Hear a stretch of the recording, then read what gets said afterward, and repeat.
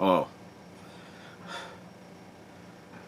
it was bad of Cartoon Network's 2016 Powerpuff Girls reboot to do what they did, recasting the three main Powerpuff Girls and Princess Morbucks on June 8th, 2015, when the rest of the original cast got to play the same characters they voiced in the original series in the new series. And what made it even more blatantly insulting is that, even though Jennifer Hale could still voice Miss Keene, she no longer voiced Princess Morbucks when she voiced her in the original 1998 series, because Haley Mancini, one of the show's writers, was the new Princess Morbucks voice.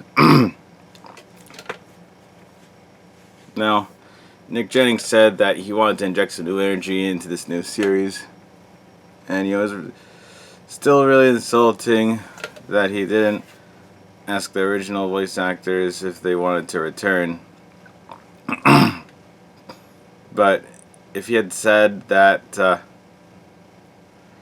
he wanted young girl actors to voice all the girl child characters, then I would have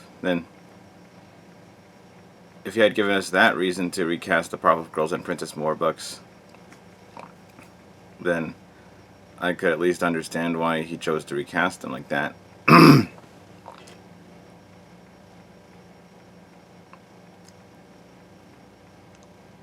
Tara Strong was really sad about not voicing Bubbles again, and even worse, she, in a crossover episode between those two reboots, Teen Titans Go vs. Powerpuff Girls, Tara Strong got to voice Raven, but she didn't also voice Bubbles because Kristen Li was already voicing her there. However, sometimes good things can come out of bad circumstances. Do not hate me for saying this, but I think Kristen Li actually did a much better job voicing Bubbles than Tara Strong originally did. Kristen Li knew that she was suitable to audition for the part of Bubbles because she's a cute, sweet girl who acts a lot like Bubbles in real life, and she was 13 years old when the reboot started casting and recording the voices, so technically speaking, I think she was the right age to voice Bubbles. Sorry, Tara Strong, but I mean, you're great at lots of voices, Tara Strong or Tara Charendoff, whichever you want to be called, whichever last name you want me to use. But I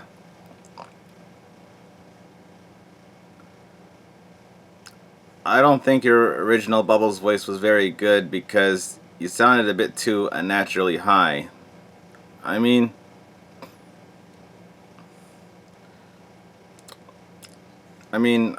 it's not that you were too old to voice Bubbles. You've done similar voices when you were Kristen Lee's age in Hello Kitty. I just think that maybe Bubbles' voice wasn't right for you. So I just had to clear my throat again. But yeah, there's really something I like about Kristen Li. Her demeanor and tone of voice really fit the character of Bubbles better. And this is because, well, since Bubbles acts the most childlike out of the three Powerpuff Girls,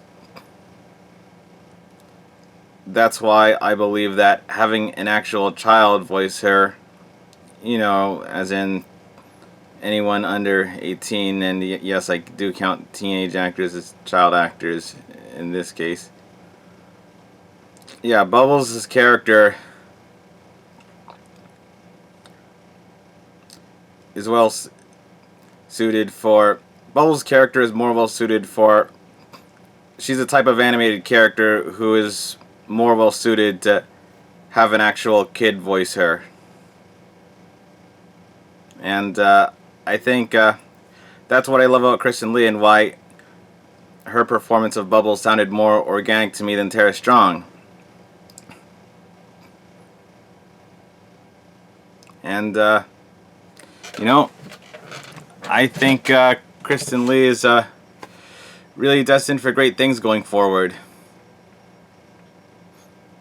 Just like the other two main actors of the new Powerpuff Girls. Working in this reboot really helped to give them job experience for better original shows down the line. Amanda Layton got to voice Polly Planter in Amphibia, which started airing exactly one day after the last new episode of the new Powerpuff Girls. How about that? And Natalie Palamides got to voice a little boy named Bradley in Duncanville, so it's nice that, you know, even though I didn't like Natalie Palamides' new voice for Buttercup at all, and she sounded too low, it's nice that it's nice that she finally got to voice a male child character who was suited to that type of voice she has.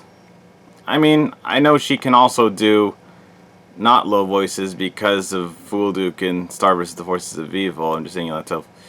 Natalie Palamides sounded most of the time. She also was a pretty low voice in real life, so she wasn't a very suitable replacement for Buttercup. But yeah, my point is, yeah, Amanda Layton and Natalie Palamides got some good new gigs after the Powerpuff Girls, so, you know, if you're a cartoon casting agent out there, you should definitely give Kristen Li a chance to get a good new starring role in an animated TV show you're currently making. And, you know, there are also 10 other more experienced voice actors that I also think you might like to give a few more roles in animated television shows. They are, oh yeah, Yeardley Smith, because, you know, she's played a lot of cool and funny unconventional characters over the years, and I would love to see her in a new animated series where she gets to voice a different character that isn't like her long-standing Lisa Simpson character from The Simpsons. Wendy Shaw, because, you know, she's really cool. I really like her voice for Francine Smith, and much like Yeardley Smith, Wendy Shaw also deserves to be in another, or in at least 2 more animated cartoons that aren't American Dad. Eddie K. Thomas, who voices Barry Robinson, because, you know, it'd be nice to hear him do a non-Barry voice, you know, where he doesn't sound that weird way he sounds for Barry Robinson, because I know he doesn't really sound like that.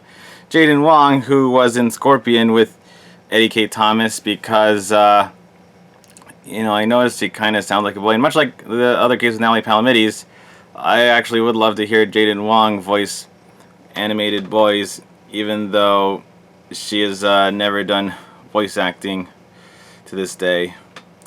Who else? Oh, yes. Yeah.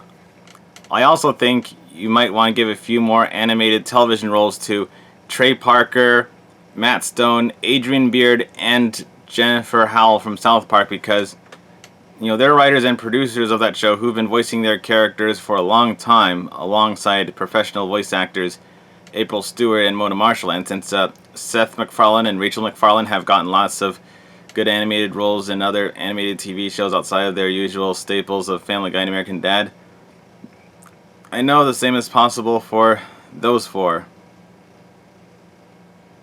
And last but not least, Ian Jones-Cordy and Callie Hawk from OK Kill, Let's Be Heroes. Those are the last 2 of the 10 voice actors that I recommend the casting agents give more parts in animated television besides Kristen Li. You know, Ian Jones-Cordy is really cool the way he voices Raddale and Crinkly Wrinkly. You know, he's in OK Kill, Let's Be Heroes. I basically see him as the Black Alex Hirsch, since, you know, they both share June 18th birthdays, and they play a lot of characters in the shows they created. Crinkly Wrinkly actually reminds me a lot of Old Man McGucket, to be honest. You know, Guy Falls. Both these kooky old guys with a long beard and some fascinating stories to tell from their past. And Callie Hawk, yeah. Yeah, Callie Hawk. She was, I like seeing her New Girl, and, you know, OK Let's Be Heroes is her first time voice acting. She was pretty good as Red Action, and I would also love to hear Callie Hawk in more cartoons. And I know Angels Corey is, you know, just the creator of OK, and he doesn't work as much in other cartoons as Courtney Taylor, Ashley Birch, Kate Flannery, or Alex Hirsch, but I think Ian Jones Corey is a really great man who deserves more shots at voice acting after OKKO if he so pleases to pursue that. Thank you for watching this video, and remember, Kristen Li is awesome, and I don't like the new Powerpuff Girls. It's a lot more boring than the original Powerpuff Girls, but I adore Kristen Li's performance of Bubbles, and that's the only thing I really like about the reboot.